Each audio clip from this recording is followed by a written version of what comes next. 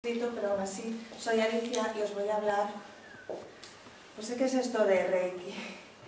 Es que subo las escaleras corriendo, por eso. Sí, no. Bien, yo sé que aquí entre el auditorio hay personas que ya saben esto, en qué consiste, de qué va. Está bien que lo escuchemos, pero a mí me gustaría plantearlo para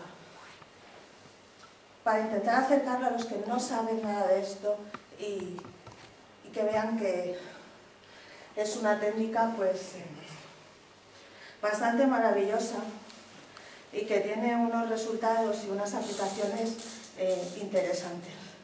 Lo que voy a hacer es bueno, pues introduciros un poquito en esto que es, en qué consiste y luego ir un poco más al grano, de ver más o menos dónde y cómo se puede aplicar y para qué sirve Reiki y en qué consiste. ¿Me la pasas, quieres? No. Que he subido corriendo porque me sabe mal hacer esperar. Bien, esto es más o menos el guión que yo voy a ir siguiendo y os voy a ir contando un poquito en qué consiste. Bueno, los orígenes de Reiki. Reiki es una técnica de tipo energético que se practica mediante la imposición de manos. Es una técnica de sanación. Esta técnica pues, fue descubierta, o mejor dicho, redescubierta, a principios del siglo XX por un sacerdote, un monje japonés que se llamaba Mikao Usui. Este señor en verdad era un buscador de respuestas y él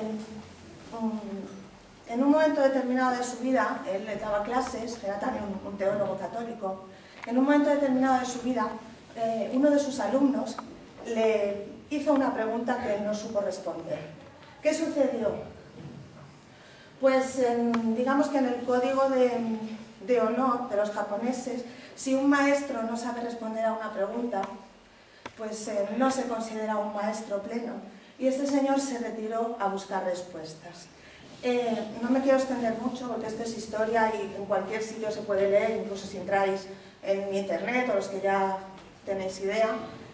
Este señor, bueno, pues se retiró en busca de esas respuestas y finalmente fue a dar a un monasterio budista donde pues encontró lo que buscaba. Y ahí encontró unos manuscritos bueno, pues que parecía que procedían del propio Buda y ahí se hablaba pues, de unas técnicas de curación. Este señor se retiró, después de consultarlo con el abad del monasterio, se retiró a un monte que hay en Japón a hacer una meditación y un ayuno, que fue lo que el abad le recomendó. Y después de estar una serie de días ahí, resulta que pues, tuvo una revelación y se le mostraron los símbolos de Reiki. Que ya veremos luego un poquito más adelante esto que es. A partir de aquí, digamos que se crea Reiki o se redescubre Reiki. El doctor Usui pues, empezó a trabajar con una serie de personas que había a su alrededor y más o menos se estableció pues, una serie de cuestiones básicas de Reiki, que en esta ni quiero entrar porque no tienen que ver con lo que es la técnica en sí. Digamos que Reiki, esto lo especifico para los que no saben en qué consiste ni en qué se fundamenta, Reiki no solamente está basado o está pensado como método de sanación o de curación. Reiki está pensado verdaderamente como para que uno encuentre un camino interior, una evolución.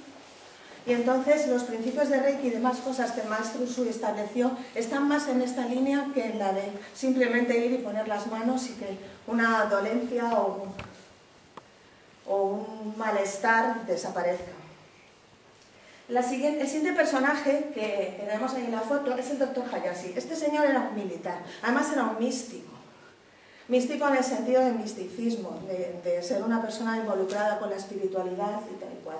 A este señor se le atribuye la formación, la fundación de la primera clínica de Reiki que existió en Japón.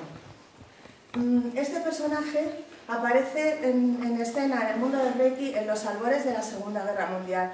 Quiere decirse que ahí bueno, pues hay un periodo de convulsión mundial y este hombre que era un pacífico presintió que le iban a llamar, porque era un militar retirado, que le iban a llamar para participar en la guerra y él no quería ir. Entonces, pues en un momento determinado, digamos que decidió quitarse de en medio y desaparecer, quitarse de en medio literalmente, delante de sus discípulos.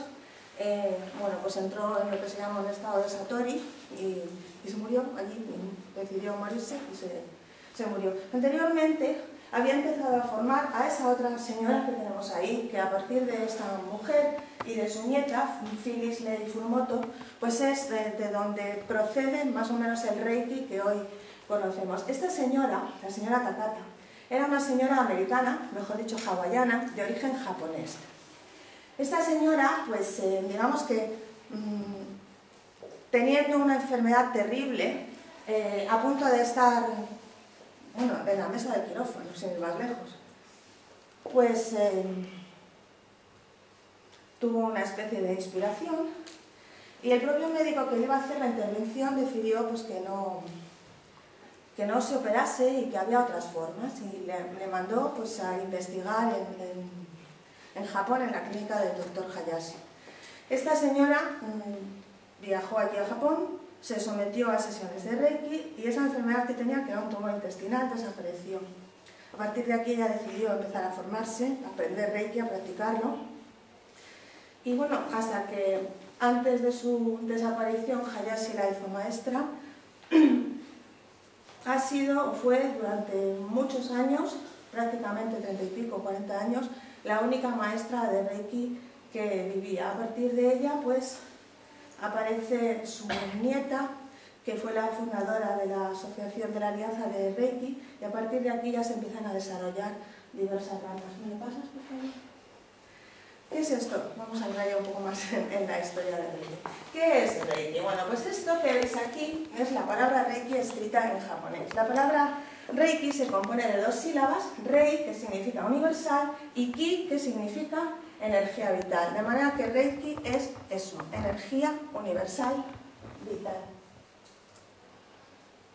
¿En qué consiste esto? ¿Cómo actúa? ¿Cómo funciona Reiki? Bueno, pues fundamentalmente consiste en transmitir energía que sale a través de nuestras manos, por esos puntos que están ahí dibujados.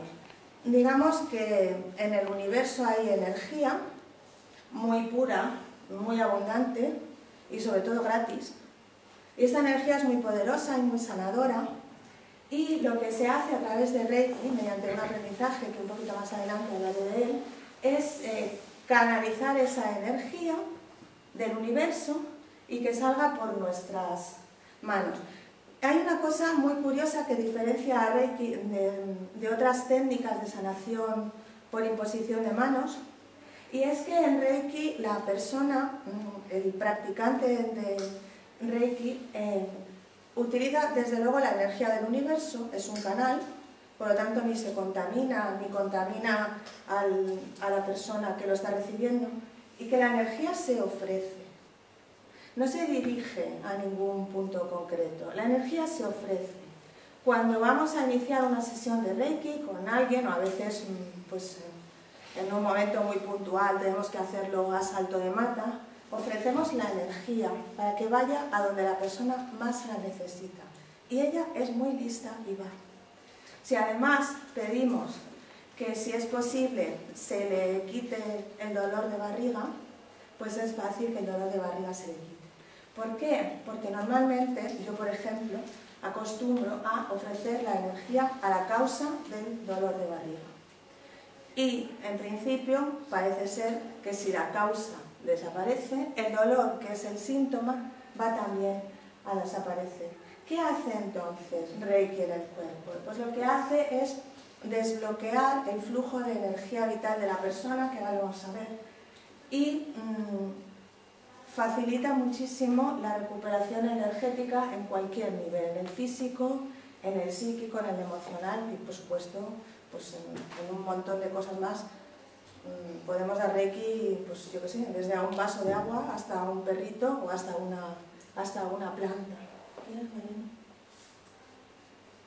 Vale, para comprender un poco cómo funciona esto, pues os he puesto aquí un esquema bastante simple de cómo es lo que se denomina cuando aprendemos Reiki la física de la sanación. Digamos que tenemos que partir de la premisa de que esto lo hemos visto esta mañana en las fotos que nos ha mostrado nuestro compañero Paco Miralles, de pues cómo funciona la parte energética, esas fotos de las manos, que los que habéis estado lo habéis visto. Al igual que tenemos pues un sistema muscular, un sistema circulatorio, un sistema nervioso, tenemos los seres humanos un sistema energético que no es visible. Esto quiere decir que hay unos canales por los que nuestra energía circula. Hay muchos canales, muchísimos, pero nos vamos a centrar, pues digamos, en los más principales, que es lo que más nos interesa. La energía entra por nuestro chakra corona y va circulando. Si os fijáis aquí, el recorrido es este. Digamos que hay un montón de canales, pero nos interesan estos, los que se llaman canales centrales. Ahora hablaremos de los chakras. Estamos primero en los canales que se llaman nadis. Tenemos unos nadis centrales, que son estos, que vemos aquí. Luego unos nadis principales, que son 21, más o menos hay una concreción de que son 21, hay quien dice que son 22, pero ahí estamos. Y luego nadis secundarios y terciarios. Estos son los que nos interesan. Tenemos un canal izquierdo, que es el canal femenino, un canal derecho, que es el canal masculino, y un canal central, que es neutro. Forman un 8, el canal central pasa por el medio, y en el punto donde se juntan los tres se forma un chakra. Un chakra, antes también se ha mencionado, porque ha sido a mí, ¿no? Un chakra es pues una puerta, un vórtice de entrada de energía. ¿Me lo pasas, por favor? Vale. Tenemos 7 chakras principales, que son esos que veíais ahí. No he encontrado un dibujo mejor ni que se viese más aparente. 7 chakras principales. Cada chakra está asociado a una zona del cuerpo, subsidiariamente a unos órganos, a unas glándulas, pero lo que es más importante, a unas emociones, tanto negativas como positivas. Quiere decirse que si una emoción en concreto está trastornada, no funciona correctamente, ese chakra que corresponde a esa emoción se va a bloquear y la energía no va a circular como toca, y subsidiariamente a esto se puede producir la enfermedad. Así os he puesto aquí para que lo veáis, pero tampoco me voy a extender muchísimo, una especie de cuadro resumen de los chakras. Los 7 chakras principales van alineados a lo largo de la columna, desde el primero hasta el séptimo, que lo tenemos aquí, el chakra corona. Digamos que los chakras de abajo, los 3 primeros, son más terrenales. Hay un chakra medio que enlaza, que es el cuarto chakra, chakra del corazón, de color verde. Y luego los últimos, el quinto de la garganta, el sexto chakra del tercer ojo y el séptimo chakra corona, ya empiezan a enlazar un poquito más con el ámbito pues más espiritual, ¿vale? Como veis, pues se ve bien el cuadro, ¿verdad? Como veis, pues afecta a esa zona del cuerpo en la que está situado a la que se asocia ese chakra. Quiere decirse que, pues no sé, si nos encontramos, por ejemplo, con una persona que tiene piedras en la vesícula, pues habría que ver cómo tiene el chakra del plexo solar, el tercer chakra, y así subsidiariamente. ¿Bien? Vale. ¿Cómo se aplica Reiki? Bueno, pues como decíamos, esto que os he puesto aquí pues son unas fotos que yo acostumbro a usar en los manuales de los cursos que hago. Esto es, os estoy hablando del sistema de Reiki tradicional japonés. Hay otros sistemas que son mucho más rigurosos. Estas son unas posiciones básicas, pero no necesariamente es obligatorio seguirlas. Y tampoco tienen que ser en ese orden estricto. Reiki se practica inicialmente, poniendo a la persona en una camilla. Hay veces que no puede ser porque no se puede tumbar. El otro día una embarazada tampoco se podía poner boca abajo, hubo que hacerlo de lado. Es decir, hay personas que vienen con movilidad reducida, que tienen unas limitaciones físicas y nos tenemos que acoplar a ellos. Pero inicialmente vamos a practicar Reiki poniendo las manos en determinadas partes del cuerpo, empezando por la cabeza y terminando por los pies. Primero boca arriba y luego boca abajo. Ya digo que no es necesario seguir las posiciones, tampoco como cuando aprendemos a conducir no vamos a empezar a hacer las cosas mal y a coger malos vicios, pero en un principio, bueno, pues hay posiciones, pues qué sé yo, los muslos. Pues los muslos pues a veces pues no se hacen, o notas que no hace falta y ya está. Cuando uno empieza a practicar Reiki y empieza a hacer, y la energía empieza a fluir y la empezamos a notar, parece que las manos van solas. Esto, la gente que lo practicáis sabéis que es así, parece que te lleven ellas de esa manera. Aquí hay, bueno, pues diferentes modos. Hay personas que apoyan la mano, quiere decirse, la ponen tocando. Yo, por ejemplo, no toco, no tiene nada que ver, el efecto de Reiki es el mismo. Apoyemos o no apoyemos, toquemos o no toquemos. No me importa tanto tocar cuando la persona que está en camilla está boca abajo. Tened en cuenta que cuando alguien está boca arriba, sobre todo si es la primera vez que viene, tiene todo su sistema energético expuesto. Entonces la gente es mucho más vulnerable y ahí hay que ser un poquito cuidadoso. Sobre todo, pues hombre, hay determinadas zonas, pues la parte del primer chakra toda está aquí, que hay que ser un poco cuidadoso y respetuoso con quien tenemos ahí. El otro día me contaba una compañera que había recibido a una chica para hacerse Reiki y que cuando llegó se quitó la ropa y le dijo que es que, ¿cómo te quitas la ropa? No, es que yo donde iba antes pues me hacían quitármela, en fin.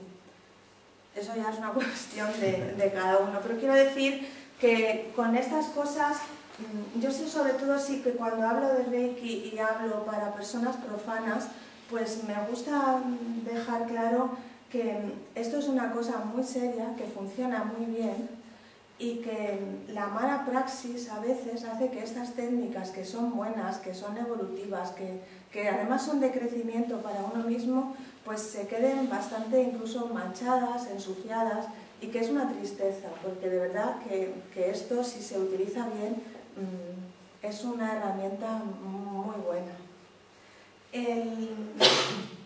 El siguiente paso, cuando hemos hecho las posiciones, a veces, pues ya digo, nos saltamos alguna, a veces incluso estamos más tiempo.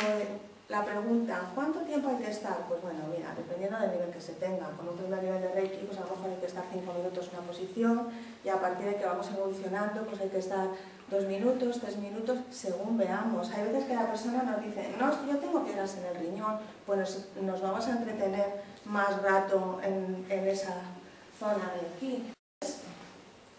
Eso ya es un poco, no hay unos parámetros y unas pautas que seguir obligatoriamente. Reiki, como decía al empezar, no solamente es para los demás, es para uno mismo. De hecho, cuando aprendemos, empezamos a trabajar con esto, se exige o se requiere o se pide al iniciado pues un periodo de purificación de unos días que tienen que ver con la estancia del maestro Usui en esa montaña que decíamos. Y bueno, pues consiste en que tenemos que practicarnos Reiki a nosotros mismos. Al principio es muy conveniente hacerlo. Luego, pues mira, por estos estreses de los que hablaba Susana esta mañana y por ciertas cosas, pues al final no todos los días nos hacemos Reiki, yo soy la primera, pero desde luego cuando nos lo hacemos es muy, muy, muy beneficioso. Las posiciones son las mismas, quiero decir, os he puesto un poquito aquí para que veáis y tampoco vamos más allá. Esto también se puede hacer en grupo, ¿vale? Lo más normal es que, bueno, pues si nos viene una persona y estamos nosotros solos, pues trabajemos nosotros solos. Primero las posiciones por boca arriba, después las posiciones boca abajo y ya está. Pero hay veces pues, que hay personas que se trabajan en grupo. Ahí ves un dibujito. Pueden trabajar Reiki alguien que esté en camilla o sentado, pero bueno, digo en camilla porque suele ser lo más habitual. Tantas personas como puedan circular alrededor sin molestarse. No podemos poner 800, pero sí podemos poner 3, 4, 5, que no pasa nada.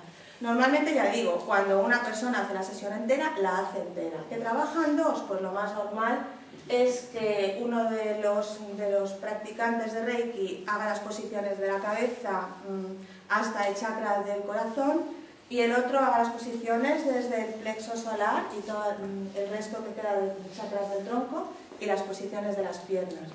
¿Que son tres? Pues uno la cabeza, otro el tronco y otro las piernas y así sucesivamente. Que son, yo hasta 6 he visto, más no, porque no te puedes mover. Pues bueno, uno a un lado, otro y así. Claro, el tiempo desde luego de una sesión se reduce muchísimo de trabajar una persona a trabajar 2 o a trabajar 4. Funciona exactamente igual. Aquí en estos casos no es necesario ni que alguien dirija, ni importa el nivel de Reiki que tenga, ni nada de eso. Aquí se ponen todos a trabajar, todos a pedir energía y a ofrecer energía y funciona lo mismo, se sea maestro o se sea una persona que tiene nada más que el primer nivel. Vale. Lo bueno que tiene esta técnica es que no es nada invasiva ni agresiva y sobre todo que no se puede utilizar nunca para nada malo. El otro día una persona que conozco, al enterarse de un caso que había sucedido, me llamó y me preguntó si no le podía, ahora hablaremos de eso, el envío de Reiki, si no le podía enviar Reiki malo. No, Reiki no puede ser malo, no se puede nunca enviar eso para hacer algo que no sea. Esto se parte de, bueno, pues del corazón, del amor incondicional y no sirve para hacer maldades. En un principio no plantea ningún problema hacer Reiki casi en ninguna circunstancia. Digo casi porque ahora especificaremos algunos casos. Esto es compatible con cualquier cosa, de la medicina académica, de las técnicas naturales o de lo que se nos ocurra. Lo podemos combinar con cualquier cosa. Bueno, de hecho, las personas que ya trabajáis y lo conocéis, sabéis que además ahora precisamente se ha firmado un acuerdo del FENACO con la Federación Española de Reiki y esta gente de la Federación Española de Reiki llevan a cabo un programa de voluntariado muy importante en hospitales. En Madrid desde luego está muy extendido, aquí desdichadamente aún no, pero esperamos que se extienda porque viene bien. Hay hospitales incluso en Madrid donde el propio hospital ofrece ya bueno, pues una especie de folletos donde las personas se inscriben. Está orientado desde luego a determinado tipo de enfermos, sobre todo pues a enfermos oncológicos, incluso a sus familiares y sobre todo está orientado también a los propios facultativos, pero ahí está. Hace no mucho escuché, que esto no lo sabía yo, que hay un famoso cirujano cardíaco que trabaja desde hace muchísimos años con una maestra de Reiki y en unos momentos antes de lo que es el trasplante puro y duro, esta señora le da Reiki durante 10 minutos al corazón. Y se han demostrado unos resultados al parecer, ya digo que fue una cosa que escuché en una ponencia, que tampoco tengo unos datos como para facilitaros aquí, pero sí que se había hecho una especie de seguimiento de, bueno, pues otros ejemplos de otros cardiólogos donde no se empleaba Reiki y el caso de este señor, pues las posibilidades de que aquello fuese adelante eran bastante mayores que haber hecho una especie de estadística. Además de esto, de que no interfiere nunca con ninguna cosa, hay una cosa que sí que tenemos que tener presente, y es que nosotros no somos quienes para contradecir lo que dice un médico. Esto es muy fundamental. Nosotros estamos ahí, como hace un ratito decía Edil, que me ha encantado, para acompañar. Yo muchas veces digo a la gente cuando viene, mira, yo voy a ser tu bastón hasta que tú encuentres el tuyo y cuando lo encuentres camina, tú solo o tú sola. pero no somos quienes para contradecir, poner en tela de juicio, ni hacer ninguna interferencia con lo que diga un médico. Hay personas que vienen, pues que se están trabajando o se están tratando con quimioterapia, y lo que hacemos es intentar facilitarles las cosas o acompañarles ahí en ese proceso que están pasando. Podemos aplicar Reiki, por supuesto, a las personas, pero también a las plantas, a los animalitos, a los alimentos, a los medicamentos, por ejemplo. Los medicamentos, pues se ha demostrado, hay estudios incluso hechos, que unos medicamentos que han recibido Reiki pues son mucho menos nocivos a la hora de tener efectos secundarios y se potencia mucho más su eficacia. Y luego también se puede aplicar a objetos y situaciones. Tened en cuenta que estamos hablando de energía. Entonces la energía está en todas partes, está en esta botella, en ese vidrio de la ventana, y está también en una florecita, que lo podemos usar para prácticamente todo lo que queramos y desde luego para cualquier tipo de dolencia. Vale, esto viene a cuento por lo que decía anteriormente. Prácticamente se puede usar Reiki siempre, pero vamos a hacer unas precisiones de ciertos casos donde no se recomienda. Primero, después de una sesión de Reiki, sobre todo en un primer contacto con esta energía, las personas pueden, digamos, sufrir lo que se llama una crisis de sanación. Esto es muy importante que el practicante o la persona que va a hacer la sesión de Reiki se lo cuente al que lo va a recibir. Porque hay veces que incluso se tienen reacciones físicas, se tienen, pues, no sé, alguien viene con un estado de ansiedad, hace una sesión de Reiki y al día siguiente tiene la ansiedad elevada al cubo. A mí esto me ha pasado en muy contadas ocasiones, me sobrarían dedos de la mano, pero esa posibilidad está ahí. Sí que son más frecuentes las reacciones físicas, sobre todo pues hacer mucho pis, incluso tener diarrea, a veces a la gente le sale algún tipo de erupción o se le enrojece la piel. Eso es menos frecuente, pero en todo caso hay que pensar que no deja de ser bueno y beneficioso porque estamos limpiando. Entonces, pues si después de una sesión de Reiki una persona hace pis normalmente 2 veces y después de la sesión de Reiki hace 5, pues eso no es malo, ¿vale? Y bueno, lo he llamado contraindicaciones porque no se me ocurría tampoco otra palabra más acertada, pero no son contraindicaciones. Se trata de situaciones en las que no es conveniente aplicar Reiki. Más que nada porque la energía es muy poderosa y a veces puede interferir. Entonces es preferible pues, ser un poco más prudente, alejarse, esperar o directamente no hacerlo. Durante una intervención quirúrgica, en el mismo momento de la intervención, podemos aplicarlo antes, podemos aplicarlo después, podemos incluso mandar Reiki, que ahora hablaremos de eso, al hospital, al quirófano, al equipo de médicos que va a hacer la operación, pero no directamente a la persona mientras se le está practicando. Esto es para no interferir con la anestesia. Por ejemplo, en roturas de huesos, hasta que no se haya eso enyesado o se haya colocado, para evitar que con la energía tan potente cicatrice antes de tiempo y cicatrice mal. En heridas abiertas y quemaduras no es que no se deba aplicar Reiki, pero sí que no se debe en este caso poner la mano directamente. Podemos hacerlo a una cierta distancia.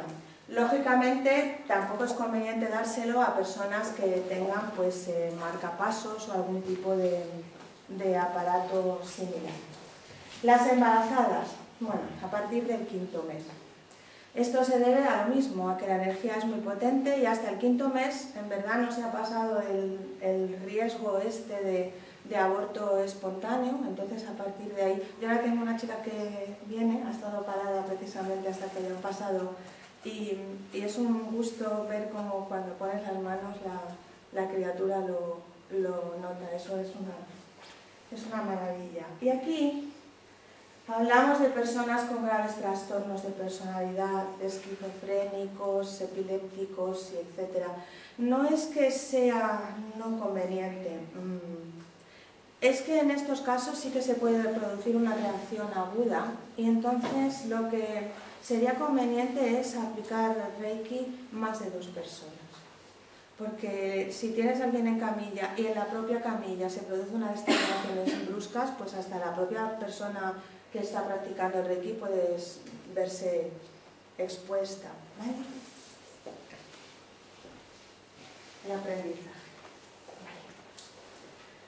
Reiki es una cosa que no tiene nada que ver ni con ninguna religión, ni con ninguna condición, ni de sexo, ni de edad. Hombre, no le vamos a iniciar a Reiki a un niño de 7 años, pero quiero decir que a partir de un determinado momento todo el mundo puede tener acceso a esto sin ningún problema.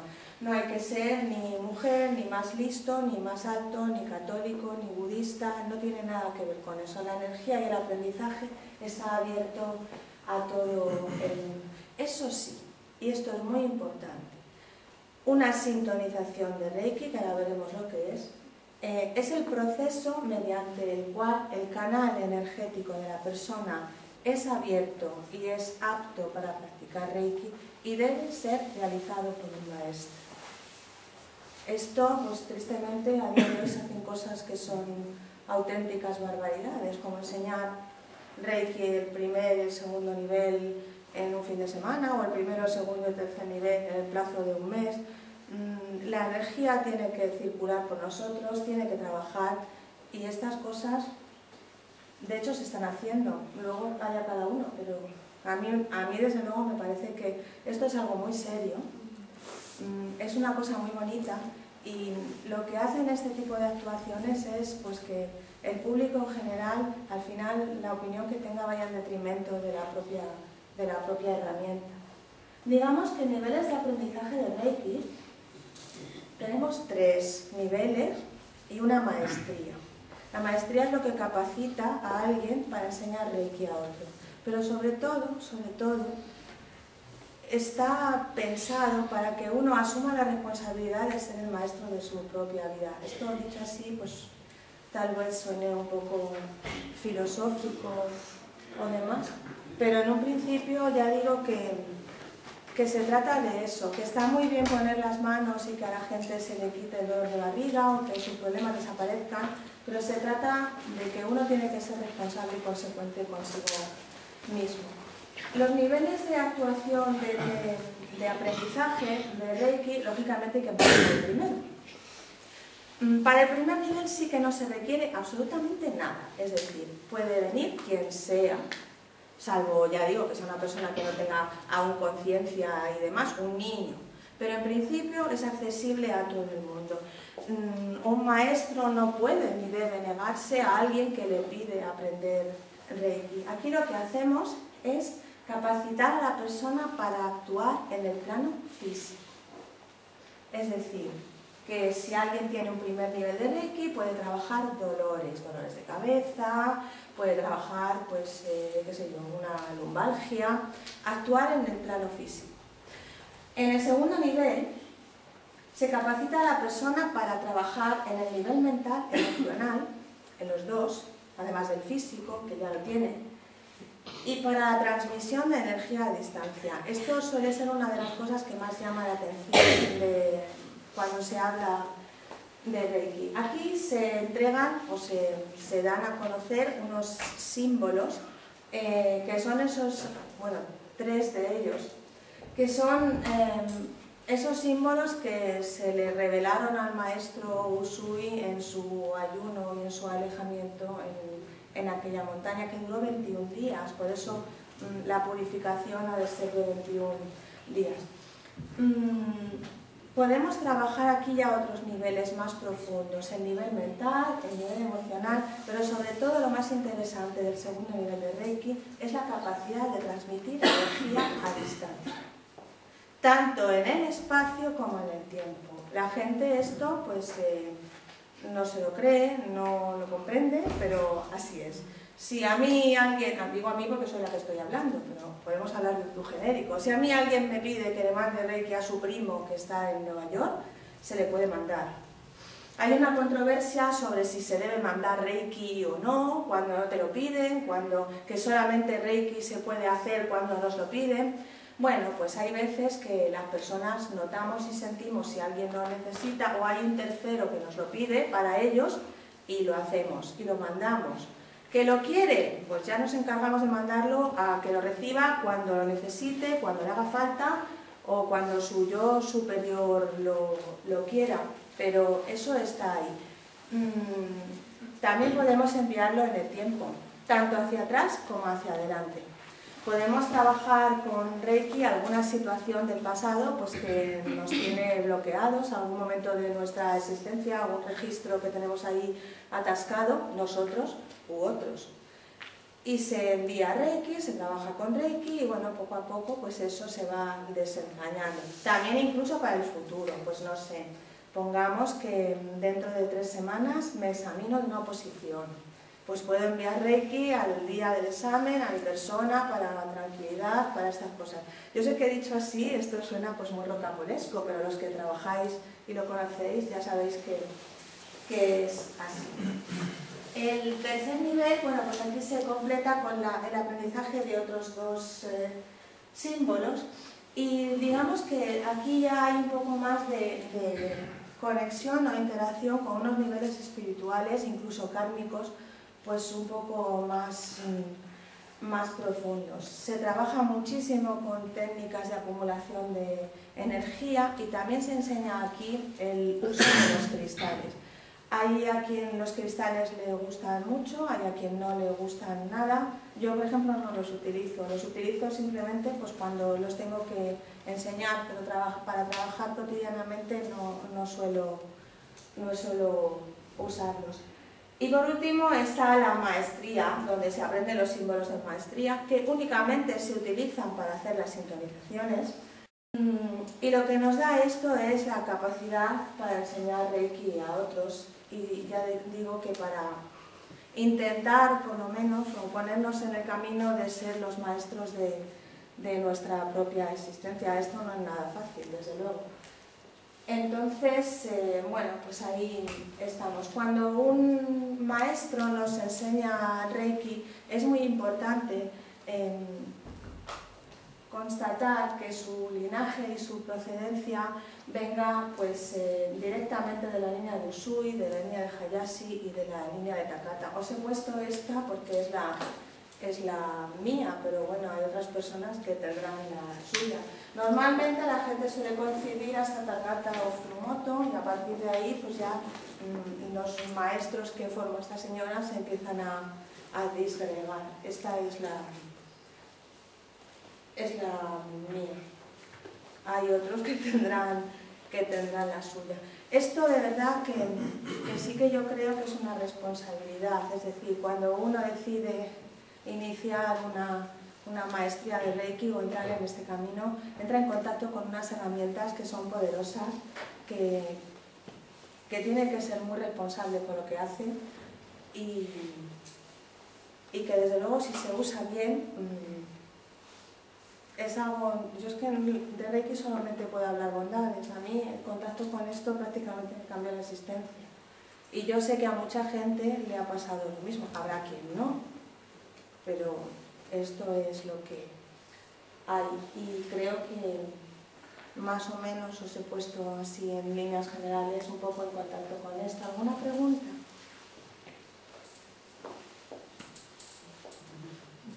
Pues nada, ya me podéis aplaudir.